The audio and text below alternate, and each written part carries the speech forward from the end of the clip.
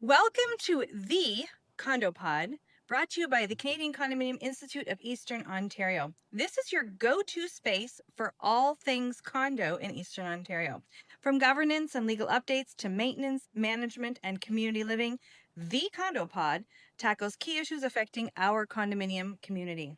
We are diving into topics that matter most to condo owners, directors, and professionals across the region. Today, we are incredibly fortunate to have a guest who has seen the condominium industry from probably every aspect and every angle, Marc Bhalla. Marc is a leader and dispute resolution specialist with over 20 years of private practice servicing in the condominium industry. Marc is currently the Vice President of Programs, Policy, and Dispute Resolution, as well as Deputy Registrar at the Condominium Authority of Ontario, and faculty at Osgoode Law School and the York University School of Continuing Studies, and was formerly a member as a mediator and adjudicator of the Condominium Authority Tribunal, commonly known as the CAT. Marc, let me say a great big thank you for joining us today. I'm very excited about today's session. Thank you so much for having me. I'm excited too. I'm glad we were able to get some time in studio together. Me too. All right. So I know that you share my passion for condos. My experience has been that everyone comes to condos sort of unexpectedly. Most of us fall into condos. It's rare that you have someone who woke up in the morning and said, I'm going to serve the condo world. I would love to hear your story and your path on how you ended up where you are today. All right. I'll try not to make it too long-winded, but I usually like to start with a story from CCI Huronia, an event in Barrie, Ontario in 2012 that I was at in the audience, and Michelle Farley was talking about fire safety. I was looking at my phone, kind of half paying attention as we do, and Michelle kind of asked the crowd, who was born and raised in a condo? And without paying attention, I raised my hand. And I look up from my phone and everybody's staring at me. It was a rhetorical question because in Barrie, Ontario in 2012, very few people would have been born and raised in a condo. Fair. But I was born in Hong Kong. And being born in Hong Kong, condo was my first home. Moved to Canada when I was 4 years old. My parents separated, and my father lived in a downtown condo that I would visit, every other weekend, and became the president of his board and all of that kind of good stuff. I myself have lived in a condo pretty much all my life, and having seen and heard the antics that my father was up to and his adventures on a condo board, I couldn't help myself and didn't heed the warning. I ended up getting on my own condo board. Yeah. Hear that? Didn't heed Second generation Ontario condo director. And so it's kind of like family pride of the director piece. So yeah, I've raised my kids in a condo. I still live in one to this day. The professional side came from graduating from e-commerce at NYU in around 2000. NYU? Yeah. And there was a big, at the time, .com boom that burst because people were expecting much more online sales and overhyped stocks and that kind of thing. So I found myself graduating from that program and not really having much in terms of work. So I started building websites, and I found myself building websites for a condo law firm that brought me on to be a law clerk. Early on in doing that, seeing some of the clients waiting a long time to have to go to court, seeing some of the interpersonal dynamics, and kind of naturally falling to wanting to help people collaborate, I found myself getting involved in mediation, and it kind of took off from there. Given that you have literally experienced every aspect of condo living, which I didn't appreciate before now, and I have a full appreciation for that now, is there a favorite story or a favorite experience that you'd be willing to share with our members? There is, and it comes from my mediation days. It's actually a story that I tell in my Osgoode class to my students because I think it's a nice one. So I'll try not to go on for too long with it. But there was a townhouse condo that had a problem with two residents who had a shared driveway. They would get into screaming matches. And it was set up not as uncommon as we had hoped. Yeah. And this is in a cul-de-sac type area where kids would play. And unfortunately, their interactions got increasingly tense and vulgar. So there were a lot of complaints to the board, to management around these people screaming at each other almost daily, swearing in front of the little kids and all that stuff. So the board decided to bring me in to mediate the situation. And it was structured so that the condo was paying for me to mediate, was going to set up space for the mediation amongst these neighbors. And because they were paying for it, they would be entitled to a report from me at the end. While what we talked about in the mediation would be confidential, at the end, they'll find out exactly what the result was. Right. So the condo pays for a 3-hour mediation, and the two neighbors who are participating in this mediation don't pay a penny for it. It's free to them, which I do believe makes a difference in my experience. If you don't have any investment yourself in a process, you might not be as keen to take full advantage of the opportunity that Maybe it presents. a little bit less engaged, perhaps. Yeah. Yeah. So within 15 minutes of our 3-hour mediation, it was really clear that these people had no interest in finding a way forward to get along. So we spent 2 hours and 45 minutes talking about how they were going to communicate going forward, because they were going to still be neighbors. Everybody could at least agree that the shouting in the driveway wasn't a good look for everybody. We had to do something about that. And we did hammer out a very detailed, very written agreement on how these people would communicate. And the agreement said that they would communicate by registered mail. Interesting. And when I shared this with the manager and the board who had hired me, they wondered what in the world they wasted their money on getting this mediator in to spend 3 hours for these people to come up with a way of communicating going forward that was just by registered mail. And when I tell the story to students, they usually follow up by saying, well, they're neighbors. Like, does it make sense? Couldn't they just email one another? This took place before texting was as common as it is today. Right. So we talked email first. Yeah. And it was just way too invasive. They were worried about abuse. We talked about it as a starting point, but it was quickly disregarded as an option. They did not want to email one another. And the idea of like leaving a note on one another, like, they both had mailboxes near their front doors. The idea of leaving a note encouraging their neighbor to set foot on their property wasn't going to happen either. My immediate thought is, and maybe this is where you went with your thinking as well, the registered mail gives time. Yeah. Time for reflection. And a certain degree of cost, because registered mail isn't the cheapest thing in the world, right? Fair. So like, regular mail was discussed as well. 2 hours and 45 minutes talking about how people are going to interact. You go through a lot of detail. I can all right? imagine. Yeah. But regular mail didn't have the nice third-party neutral source of tracking what was sent and what wasn't. Right. So we had this really detailed agreement as to like the frequency in communications, the reply times, being able to go and look up on the Canada Post website if a letter had been received, and knowing that it would be responded to within 2 weeks, and not being excessive with how many communications, and not jumping the gun in sending communications really early on, because you did have to go to the trouble of writing a letter, going to the post office, spending, I can't remember what it was cost at the time, but more than $5 than to do it. $5, Yeah, to send this letter.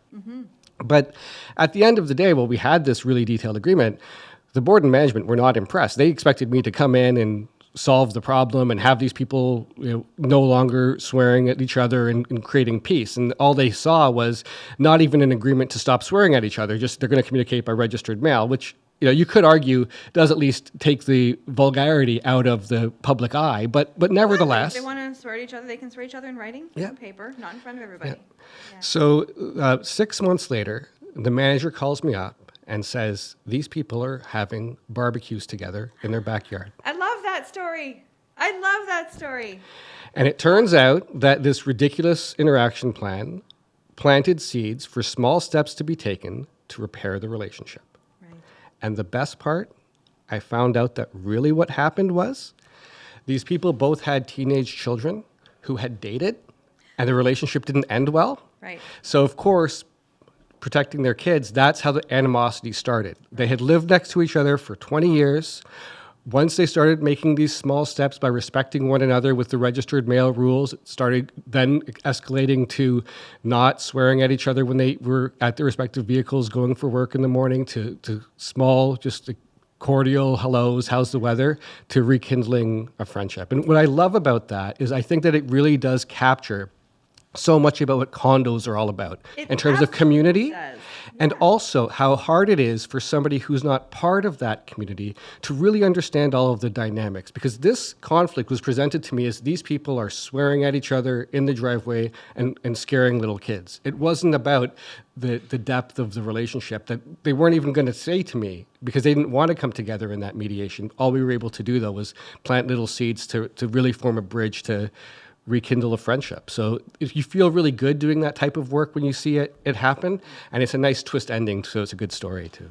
Yeah. It's a great story, but Exactly what you said. It represents and epitomizes condominium living, small quarters, a small issue or potentially larger than we would think issue can escalate, impact the entire community, but with good communication, good dialogue, you can restore harmony. You just have to figure out how you're going to have that communication and dialogue along the way. Definitely. That's a fantastic Yeah. story. Thank you, Mark, for sharing that.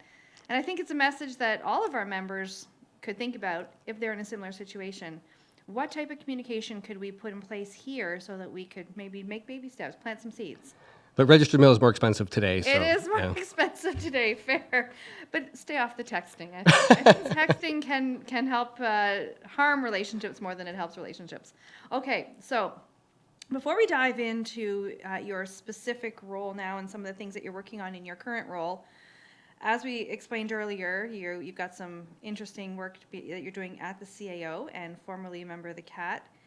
Is there one thing about your role, either as a member of CAO or in your former role as a CAT adjudicator and mediator, that people assume, but they just get it wrong? Definitely. More so my current role. Cat mediator, adjudicator, I think was a little clearer for people. But when I speak to folks at various events and just get feedback from condo consumers, people think I have a lot more power and authority than I actually have. They seem to think that in one fell swoop I can expand the tribunal's jurisdiction or make changes to a form because they and I think it's a good idea. They don't understand that there's a little bit more to it than that, and there's more of a structured process that has to be followed to make some of those changes. I'm always keen to hear about it. I think CAO needs to do more to get out there and hear from people. And take back that feedback and see what we can do to improve. But it's not as though I can just snap my fingers and all of a sudden, voila, a form is now better. You know what I mean? I think that's a really good point. I know I grab your arm anytime I see you at a conference and bend your ear with all of the concerns that I have or our board has or other industry members have. And I think we all have to remember we have to be patient. But communication, like we talked about a few minutes ago, is key. The more we can communicate with the CAO what we hope to achieve or what we hope you will be able to achieve, the better. And on that note, why don't we dive into some of the initiatives or other things that you're doing at the CAO to hopefully help the industry moving forward. Let's start off with the first one, that gosh darn proxy. That proxy form, which I know you have heard for years and years about, you or your predecessors, a lot of concerns about the ease of use or lack of ease of use or some of the issues that people have with respect to the proxy. Even though maybe some of us are getting a little bit better at understanding it, it's still a bit of an ongoing concern. Can you tell us what's in the works? Certainly. The proxy form is definitely one that we've heard a lot of complaints about. Not so many solution ideas as complaints about, which makes it difficult to try to figure out what can we do to make this form more usable and easier to understand and easier for people to make proper use of the way it's intended. It's intended to give owners the right to cast their vote. We want to be able to encourage that or to participate in meetings and if they're not able to be there. So we have to find a way to make it simpler to use. We have been trying to reach out to the sector to get feedback, and we're going to formalize that through public consultations early in 2026. We have a few ideas on our team, but we don't seem to want to come to it with all the answers. We want to really kind of see what the sector thinks and what makes sense. On my team's end, I've really been working on getting them exposed to what meetings are actually like. It's one thing to read about the legislation and hear the stories of proxies go wrong. It's another thing to kind of understand how it actually plays out in a meeting, that these meetings do not run perfectly, that chairs have to make decisions in the moment that make the most sense. That, almost every time. right? Yeah. Yeah. So getting that understanding and getting that familiarity, and then we're going to be going out early in 2026 to have some public consultations to throw some ideas by people and just get a sense of what will work and what won't to try to make a pitch to the ministry to update the proxy form. I'm excited about that, and I think I'm really excited about your involvement from boots on the ground perspective. I think that is something that really can help because, as you said, lots of concerns or expressions or complaints, but no solutions yet. And that is because nobody has the solution, or otherwise it would have been implemented by now. So the boots on the ground approach from you and from other industry providers of what we're seeing will maybe help guide the resolution process. For example, I know that when we're using the proxy at various meetings that I go to, we are trying to read it in an open manner to ensure that the person is able to get their vote in, even if there's a minor technical breach. It is all about making sure owners have the right to vote. Yep. And so if we can keep that in mind as our objective, if people can throw some ideas your way, your boots on the ground experience, hopefully we'll see some. And I'll give full warning to those who like to raise their voices and complain that I'm going to be tapping them on the shoulder for their input and feedback to help me craft the solution. So, Fantastic. yeah. I love that. Yeah. Happy to help if we can. Yeah. Okay, so let's go on to then, I know there's some other initiatives that are ongoing right now related to reducing disputes, like the ones that you just spoke about, and I know this is near and dear to your heart. Are there any updates that you can share with us about some of those initiatives? Well, we just recently launched a brand new section of our website dedicated to mandatory mediation and arbitration under Section 132 of the Condo Act. This isn't just a new page, it's a whole new section, and there's quite a bit to it, because I knew from my own private practice that there are certain disputes that the Condominium Act requires go to mediation and arbitration. Mm-hmm. And there's a lot of confusion in condo communities around how to do that. Right. And some condos have bylaws that spell it out. Some of those bylaws can be helpful. But actually, I have a member of my team who's been through a lot of them. I'm surprised he still talks to me and is still awake. But some of those bylaws also create more harm than good, requiring a mediator to belong to an organization that no longer exists. Right. Right. All types of concerns. One of my favorites was one that wouldn't let the same mediator work for the same condo more than once. Like, assume that there's a huge number of qualified condo mediators out there, and common feedback. We just went through advisory sessions, engagement with people from all ranges of experience with mandatory mediation and arbitration, from those who've participated in it, from managers who've possibly had to have conversations around it, to owners who've contemplated it, to get a sense of what types of resources do people need. Mm-hmm. And it's some understanding around, okay, what are the exact type of disputes that do have to go to mandatory mediation and arbitration? Where do I look for guidance? How do I initiate the process? So we've included things like questions you might want to ask a mediator or arbitrator you're considering to get a sense of what if they're qualified or if they're a good fit for you. Right. We have now 5 optional one-page forms to try to assist with the process. So if you want to invite somebody to mediation, some of the ones that have been circulated out there called invitations have been more demands and have been kind of escalating in terms of the language. So trying to make it a little bit more inviting if it's an invitation to mediate. Right. And also, because some of the forms that are attached to bylaws go into all kinds of details about lengths of mediation briefs and setting the date and time for the mediation. Like, no, let's take it a step at a time. Like, if you can find a qualified mediator or arbitrator and the other party agrees, they can help you with some of those details like scheduling, or is it going to be online or in person, or what's an appropriate length for mediation briefs. So just trying to keep it simple so that people can actually come together and embrace the opportunity to try to collaborate and find solutions. And if they can't, to be able to find an arbitrator without having to go out to court to get one appointed, because we all know how much time and cost that takes. Yeah. Right? Yeah. Also been trying to encourage more mediators and arbitrators who want to get into condo to appreciate that they need to understand condo to do that. You cannot just, because you have mediation skills or arbitration skills, get into the condo space. And actually, I did a webinar for the Elia Institute of Ontario around Halloween where I told horror stories. Right. And my favorite one, it's not favorite, it's a horror story, so it's not favorite, but my favorite one to tell. A good story yes, to tell, yes. Absolutely. I got to observe a mediation some time ago with a very prominent family mediator who wanted to dabble into condo. The mediation was between a condo corporation and a unit owner, and the mediator suggested a possible settlement term, which it's questionable. Some mediators are comfortable proposing solutions, others aren't. It can go either way. But this mediator, taking the family background, suggested a condo divorce. And what he envisioned as a condo divorce was the condo buying the owner's unit. And when everybody turned and looked to this mediator and said, well, how would the condo do that? Right. The mediator said, well, how would they get the money to do that was the question in the room. The mediator said, well, they can use their reserve fund. Oh, dear. And you see, telling that story is a wonderful test of how much condo knowledge somebody has, because we're not saying that mediators or arbitrators should ever give legal opinions or be qualified to decide. But that's a pretty baseline test. If you aren't horrified by that story, you have no business getting involved in trying to help people with condos. I agree, Mark. I couldn't agree with you more. It makes me think of, I'm often speaking with various members, whether it's CAO or CAT, about what I think might help in the mediation and adjudication process with the CAT, and I think it is all about education.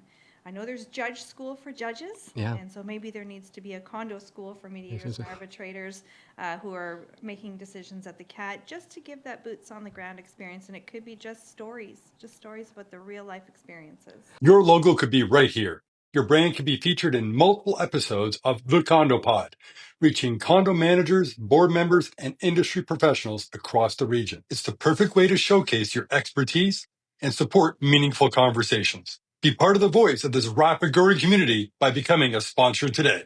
I do think bringing those case studies, just the dose of reality, the layer of reality onto it, because you can't understand it by just reading what the legislation says. You can't understand it by just kind of that. You have to get that. To be able to empathize, you need to be able to understand the real world scenarios that you're dealing with and how it impacts real people. Of all parties. Oh, for sure. Of the directors, of the manager, of the owners. Everybody has a story, and everybody has something to gain or lose in that particular dispute. And they need to understand. And throwing back to the registered mail one, you can't assume that you know what everybody's story is. You have to give them time and space to learn it and be open-minded to it. Yeah. Oh, we could talk all day, Mark. I'm excited here. Okay, so I know we're already probably about halfway through our time here. So let's move on. There's a couple of other niches I know that are going on, but maybe we'll save that for a part 2. All right. And we'll get you down here again. All right. Let's talk law a little bit more, because we kind of started to dive into law. And I know that there's some general trends that we're seeing in cases. And just to give a little bit of a commercial, we are going to talk about costs a little bit later on, but we'll leave that till the very end. Let's start now. It's just some general trends that you're seeing in the cases at either the CAT or... Yeah. Well, it's exciting. The tribunal, and I was actually the first person to mediate the tribunal's very first cases when it launched November 1st, 2017. I was assigned the first few cases. Excellent. So it's come so far. It's recently, we've just released our 1,000th decision and order combined. So the 1,000 publicly released decisions and orders. So we've gone from a sector where bloggers and things were struggling to come up with their top 10 cases of the year to trying now to narrow it down to the top 10 of the month kind of idea.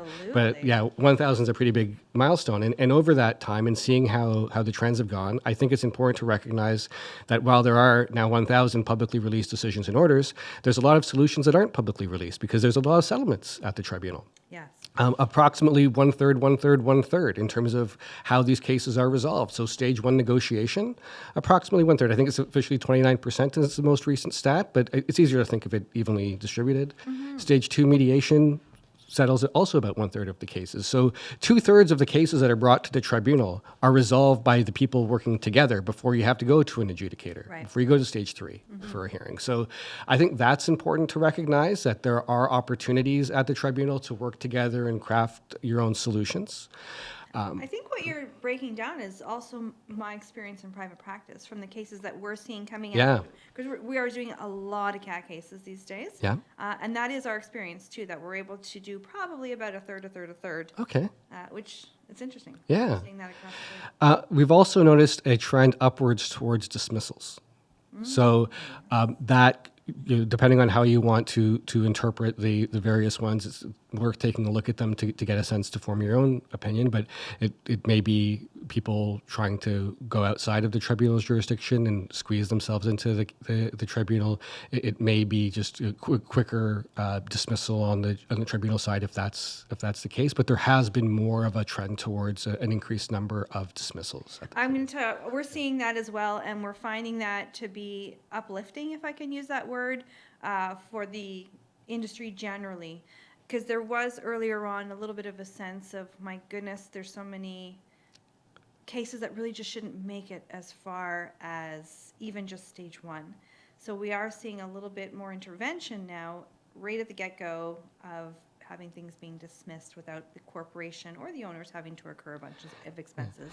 It's helpful. The nice thing in the world of administrative tribunals is this concept called active adjudication, where an adjudicator is free to ask questions if they have concerns and be proactive. If they receive an application that doesn't seem to fall in quite right for what the jurisdiction is to be able to, on their own, inquire, and if they feel that it's not appropriate, take steps to dismiss the case. And I like the process too. From what we've seen so far, there's a notice of intent to dismiss essentially. So the parties do have an opportunity to try and persuade the adjudicator whether or not it should be dismissed. And that's an important part of the fair administration of justice, to make sure that parties do know, okay, this is at risk of being dismissed. Should I or should I not? Adjudicator gets their comments, and then we have a dismissal or not. Exactly. Yeah, that's right. Yeah. Access to justice. Access to justice is a key issue in condos, and maybe as our final discussion point here, we'll turn into access to justice, costs, representation at the CAT. There's a lot of concerns that we've heard in the industry about representation at the CAT, mostly from managers or board members who feel that they've been forced into a role that they're either not trained for, not comfortable with, or really just don't want to do, which is representing the condominium corporation at the CAT. Don't get me wrong, there's a couple of individuals that I've run into over the past few years. They're very excited about that. They either have legal training, or they've specifically gone out and achieved legal training, or they're paralegals in a former life, and so they're very excited to represent condos at the CAT. But for the most part, it's individuals who just don't feel comfortable being there, and the reason that they're being thrown into this is to save costs, the access to justice portion. Do you have any thoughts on this? Oh, I have many thoughts, so I'm looking forward to getting into it. Okay, are you? I was also going to say, though, that unfortunately, and I don't mean this to poke fun, that some who are enthusiastic have just seen it dramatized too much on TV and don't understand the reality of participating in an online asynchronous default written tribunal hearing because they want to say you can't handle the truth or something like that. And to that point, sometimes the overly excited person may escalate the matter as opposed to helping de-escalate. So there's pros and cons, right? Let me just take a quick step back. I'll try not to get too academic, but I do think it's important, and this is more like my perspective on why we're here to begin with. Mm-hmm. Okay, so I think that the initial problem or concern is the notion of somebody is having an issue, and they're hesitant to take steps to address it because they're worried that it's going to be very expensive if they're not successful. So they're deterred from even taking steps to address their issue because they're worried it's going to cost them 5 figures in legal costs that the other side is incurring because they're trying to navigate this on their own. And maybe they don't have that money, or they have less deep pockets than the person or the entity that has the deeper pockets. So they decide that they're not even going to take steps. They'll just live with their issue because of that deterrent. Right. So that's what we're trying to avoid. In British Columbia, the Civil Resolution Tribunal, which opened just before the CAT did, which was also an online tribunal that started off focusing on strata disputes, condo disputes as they call them out there, in their legislation does not allow for legal representation. Practically, and speaking to folks out there, a lot of lawyers end up doing unbundled, behind-the-scenes type work, preparing the submissions. They just don't appear in the hearings. I've right? heard that as well, anecdotally. Mm-hmm. But the structure was, okay, if the concern for this person who's experiencing an issue is the costs of legal representation and trying to navigate an even playing field for them and all those types of things, if we do not allow for legal representation, then they have a way forward that avoids some of those concerns and removes that deterrent. Right. The way I look at it in Ontario, we took a different approach initially, which was you can have representation at the Condo Authority Tribunal, but don't expect to be able to recover those costs. Also a way to overcome the deterrent, right? We'll talk a little bit more about that later too as part of this process, right? But as part of that and as part of a system that's going to allow self-represented parties to participate, that naturally in a condo environment opens up to boards and directors of condo boards being able to participate. And some are certainly more qualified than others. We come across directors who are lawyers in their day jobs and others who is not even close to anything that they're familiar with. Mm-hmm. And because managers are licensed, the managers have the opportunity to as well. What troubles me personally is the notion of somebody feeling forced into it, particularly a manager feeling forced into it. We have considered things like what is the manager negotiated in terms of the services they provide if they're not comfortable doing it should it not be part of their contract? How are they compensated? Which isn't really something that the CAO gets involved in, but it is part of the equation and should be part of the discussion. Absolutely. We have come across some management companies who've brought in like in-house paralegals or others who are, but you're talking specifically about managers who are put into this role of representing who aren't comfortable doing it. And I think that's something that certainly merits more discussion to figure out the best way forward. And maybe it's a question of the appropriate supports for them as well, so that they're not thrust into situations that they're not comfortable with. Yeah. And I think that is exactly it, Mark. The discussion has to be had. The discussion has to be open. It has to be honest with the board, the manager, whether there's a management company in the background, all the parties to determine who is best suited, whether it's someone at that table or whether it's outside representation, and that whoever is going to represent the corporation has the skills, the comfort level, and in some cases, when the case is complex, which a lot of them are, the legal training that may be necessary. It is unfortunately a perception that because it's the cat, well, it's not as complex as going to court. In many, many, many cases, the legal issues, are just as complex. And so in many cases, it does need someone who has sufficient training to understand the complexities of the issues and the behind-the-scenes issues in order to properly represent the corporation, because at the end of the day, or the owner, because at the end of the day, these are legal issues. Yeah. And I have seen some cases where the approach is to wait to bring in a legal representative until you go to a hearing, only if you need to go to a hearing in stage 3. That's a great option. But other times there are situations where bringing in somebody experienced to provide advice earlier on helps push you towards a settlement because it gives you a better idea of where you stand and you can avoid the cost of having it escalate that far. Unfortunately, and with all types of disputes and conflicts, the longer it goes on, the more it escalates, the more people get dug into their positions, the harder it is to walk it back and come up with a collaborative solution. Spoken as a true ADR specialist. Start at the beginning, try and resolve things early on, and it is going to be better for everybody. Definitely. But at the end of the day, have that discussion. I think that's the most important thing. I think so. On that front. So let's talk a little bit then about costs. We dove into a little bit. Mm-hmm. There is a discussion in the industry about the trends on costs. And if you're going to Superior Court back in the day for a compliance application or whatever the case may be, and the one party was successful, you were going to get a good chunk of your costs back, anywhere from 75 to 100% in many cases. With the introduction of the CAT, as you were saying earlier, the idea was let's try and have it a cost-effective access to justice solution. So the likelihood of getting costs was very limited. We are seeing a bit of a shift now towards more cost awards. Do you have any thoughts on where we're at, where we're going, where we came from? Yeah. Yeah. So I guess, first of all, I just want to give a quick shout out to arbitration, because in arbitration, you're also usually typically able to recover your costs quite significantly. Agreed. Yeah. Great shout out to arbitration. But I think in terms of the approach at the tribunal, the chair of the tribunal, Ian Darling, recently has gone through a process to start looking at reviewing the tribunal's rules. So there is a public consultation process. They're gathering that feedback and going through that. And I believe on the table in those rule changes is an adjusted rule around costs that maybe makes it a little bit more likely to be able to recover. Right. I certainly have heard about repeat players at the tribunal, owners being perceived to weaponize, as they call it, to say it to us, the tribunal proceedings and file application after application after application. Mm-hmm. And there's a decision now released by the tribunal declaring somebody a vexatious, so making them require approval from the tribunal to be able to bring further cases to them.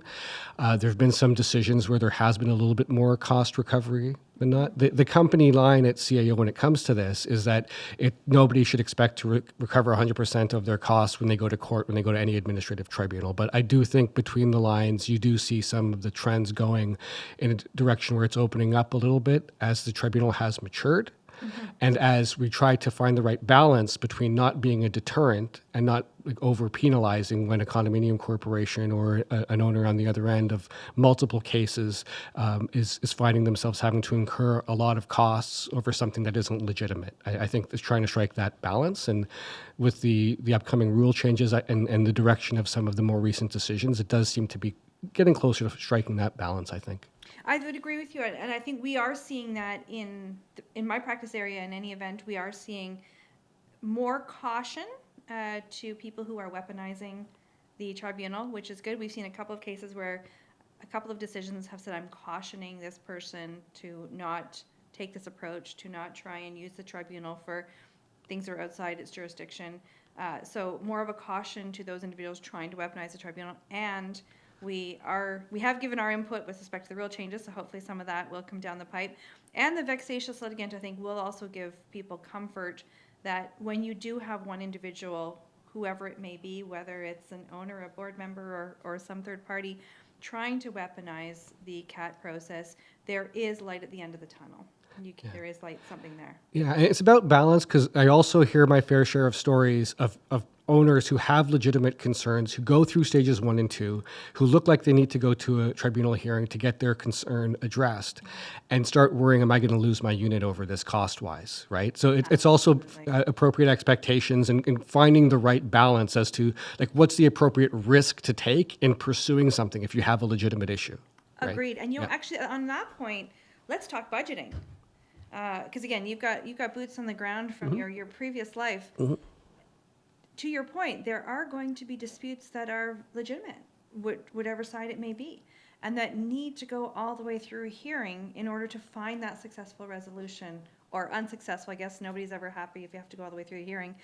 But to that end, we do need to make sure condos have costs in their budget for this. And so one of the approaches that we've been considering talking about in the industry is adjusting budgets for all condos, or recommending to all condos they adjust their budgets to include a contingency line item or a cost or some sort of line item to make sure they have the funds necessary, whether it's engaging a third party, whether it's an engineer, whether it's your auditor, whether it's your legal counsel, whether it's an arbitrator, right? So that they have those funds ready and available, and therefore everybody is able to make sure that they feel comforted knowing that there won't be a special assessment coming down the pipe if they're faced with unexpected dispute resolution.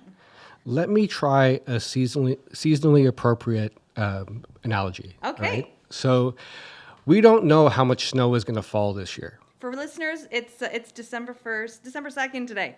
There we go. But we know that there's going to be snow falling. So while a condo will budget for snow removal, from year to year, the amount that they actually have to spend on snow removal is going to fluctuate based on how much snowfall there is. I think it's the same mentality when it comes to conflicts. Condos are communities that bring people together. Conflict is natural. Disputes are going to happen.